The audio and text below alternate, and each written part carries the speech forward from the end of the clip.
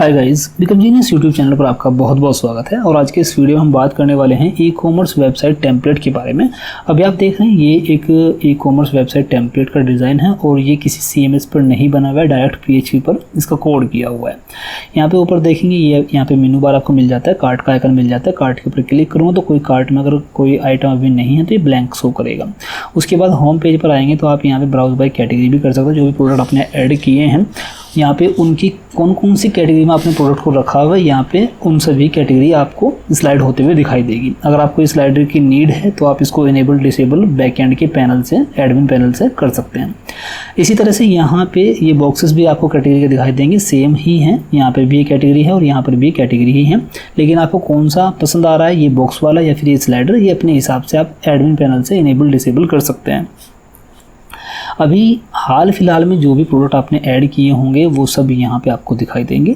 नीचे आएंगे तो आपके मेन प्रोडक्ट रहेंगे। मेन प्रोडक्ट से मतलब ये है ऐसे प्रोडक्ट जिनके अंदर मल्टीपल प्लान्स हैं, तो आप यहाँ पे वो भी देख सकते हैं। मान लीजिए ये आप कॉम्बो डील हो गया, ये सभी हॉटस्टार हो गया, ये सभी चीज़ें हैं। अगर आप इनके ऊपर क्लिक करेंगे, मान लीजिए मुझे देखना है डिस्नैप हॉटस्टार के ऊपर मैं क्लिक करूँ तो इसके अंदर जितने भी प्लान है, देखिए ये प्लान है सब इनके, है ना, ये सब इनके प्लान हैं। तो मल्टीपल प्लान अगर किसी प्रोडक्ट के अंदर है तो उसको हम बोलते हैं मेन प्रोडक्ट, और उसके अंदर जो भी प्लान रहेंगे वो यहाँ पे हम आपको दिखा सकते हैं। ठीक है, देख सकते हैं।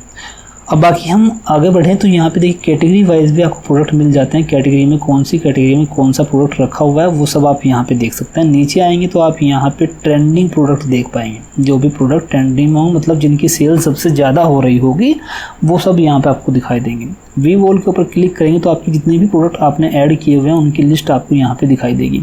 मान लीजिए मुझे कोई प्रोडक्ट ऐड करना है, कोई बाय करना है लेकिन अभी नहीं करना, तो मैं यहाँ पे कार्ट में भी ऐड कर सकता हूँ। मैंने कार्ट में ऐड कर लिया। मान लीजिए मुझे ये भी बाय करना है तो मैंने ये भी कार्ट में ऐड कर लिया। कार्ट में कितने आइटम हैं वो सब यहाँ पे क्वांटिटी शो होती रहेगी। मान लीजिए मुझे ये भी चाहिए तो मैंने इसको भी ऐड कर लिया। ठीक है, यहीं से मुझे कोई डिलीट करना तो यहाँ पे डिलीट भी कर सकता हूँ, कार्ट को देख भी सकता हूँ, डायरेक्ट पेमेंट भी कर सकता हूँ यहीं से। ठीक है, लेकिन ध्यान रखना है कि पेमेंट करने से पहले आपको अपने अकाउंट को लॉगिन भी करना होगा। ठीक है, चलिए अभी हम एक काम करेंगे, यहाँ हम कार्ट के ऊपर क्लिक करते हैं और यहाँ पे हमारे पास में आइटम आ गए। अगर मुझे कोई सी आइटम को डिलीट करना तो यहाँ से मैं डिलीट भी कर सकता हूँ, पूरा एम्प्टी करना हो एम्प्टी भी कर सकता हूँ। अदर और प्रोग्राम मुझे बाय करने तो आप यहाँ पे क्लिक करके और भी प्रोग्राम को बाय कर सकते हैं। ठीक है, अब मान लीजिए मुझे चेकआउट करना है। चेकआउट करने के लिए मैं यहाँ पे क्लिक करूँगा। क्लिक करने से पहले अगर आप लॉगिन नहीं होंगे तो लॉगिन आपको पहले करना होगा। अगर आपका पहले से अकाउंट है तो यहाँ पे अपना यूज़र ID और पासवर्ड डाल करके अपना लॉगिन कर लीजिएगा। और अगर अकाउंट क्रिएट नहीं है तो साइन अप के ऊपर क्लिक करेंगे। आपका फर्स्ट नेम लास्ट नेम क्या रहेगा वो सब चीज़ें यहाँ पे फिलअप करके अपना साइन अप कर लेंगे। साइन अप करने के बाद लॉगिन करना। चलिए मैं आपको लॉगिन करके दिखाता हूँ।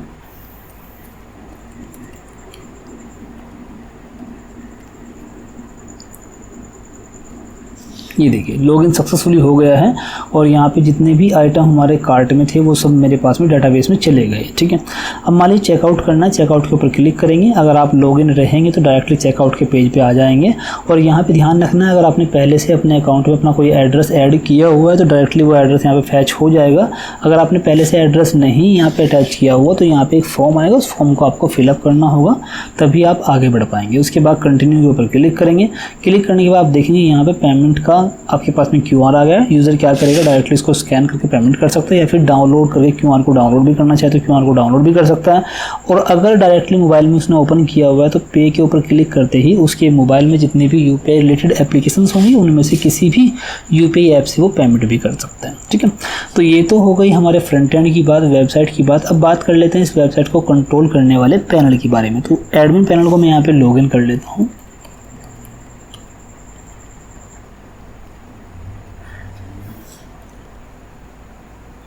ये देखिए लॉगिन सक्सेसफुली हो गया है और आप यहाँ पे देखेंगे ये हमारा डैशबोर्ड रहेगा।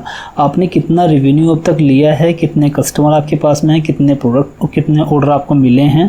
ठीक है, और कितने अभी एक्टिव प्रोडक्ट आपके पास में है वो भी आप यहाँ पे देख सकते हैं। क्लिक करके भी देख सकते हैं, क्वांटिटी आपको यहाँ पे शो होगी। क्लिक करके डिटेल में देखना चाहें वो भी देख सकते हैं।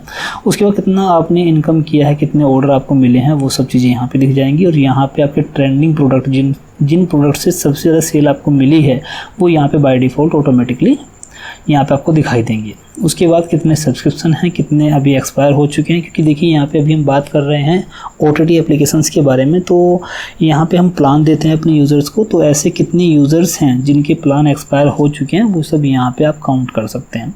क्लिक करके देखना चाहें तो क्लिक करके देख भी सकते हैं, एक्सपायर कब हुआ, कितने डेज एक्सपायर हुए हो चुके हैं, वो सब चीज़ें आप यहाँ पे देख सकते हैं। ठीक है, अभी यहाँ पे नीचे आप देखेंगे तो यहाँ पे आज कितने प्लान एक्सपायर होने वाले हैं, कल कितने होने वाले हैं, टुमारो या फिर अगले 7 दिनों में, वो सब यहाँ पे आप देख भी सकते हैं। इनको फैच करना चाहें तो फैच भी कर सकते हैं। ठीक है, चलिए ये तो हो गया डैशबोर्ड की बात। अब बात कर लेते हैं प्रोडक्ट को ऐड करने के बारे में। तो प्रोडक्ट ऐड करने के लिए यहाँ ऐड का बटन दिया हुआ है, जस्ट यहाँ पे क्लिक करेंगे तो प्रोडक्ट ऐड कर लेंगे।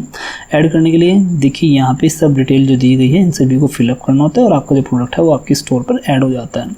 आपने कितने मेन प्रोडक्ट अभी तक ऐड किए हैं वो सब यहाँ पे देख सकते हैं। सब प्रोडक्ट देखना चाहें तो सब प्रोडक्ट को भी देख सकते हैं। और प्रोडक्ट के रिलेटेड आपको FAQ ऐड करना तो आप यहाँ से FAQ की लिस्ट भी देख सकते हैं और उनको ऐड करना चाहें, डिलीट करना चाहें वो भी आप यहाँ से कर सकते हैं। कैटेगरीज आपने कितनी क्रिएट की हुई है वो सब आप यहाँ पे देख सकते हैं। डिलीट करना हो किसी कैटेगरी को तो आप यहाँ से कैटेगरी को डिलीट भी कर सकते हैं। आपके अभी तक जितने भी कस्टमर्स हैं उनकी लिस्ट आपको देखना तो आप यहाँ पर लिस्ट भी देख सकते हैं। सर्च करना चाहें सर्च भी कर सकते हैं। यहाँ पर अगर आपको मान लीजिए किसी क्लाइंट से, किसी यूज़र से कुछ पेमेंट लेना है तो आप यहाँ जनरेट QR के ऊपर क्लिक करेंगे।